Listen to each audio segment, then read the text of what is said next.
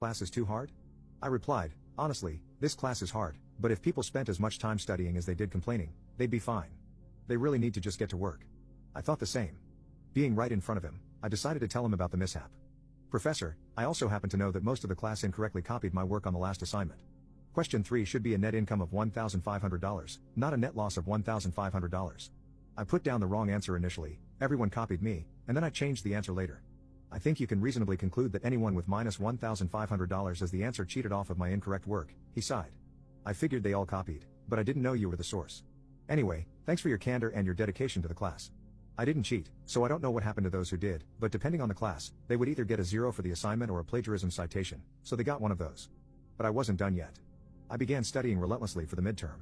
This class was difficult, and no one was expecting anyone to score over 75%, so all my classmates figured the weight of the test would be adjusted. My plan was to wreck the curve and deny everyone the adjusted weight by producing a sufficiently high score. I recruited a classmate who hadn't stolen my work to study with. Together, we aimed to score high enough that our professor couldn't adjust the weight of the midterm. Fast forward to test day, and I'm ready to go.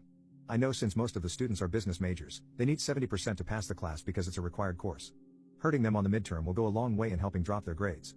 I take the test, I'm the first one done, and I leave pretty sure I've done enough to deny the class the exam weight adjustment. A week later, we get our exams back. Tests are distributed all around me with scores on the top in red ink.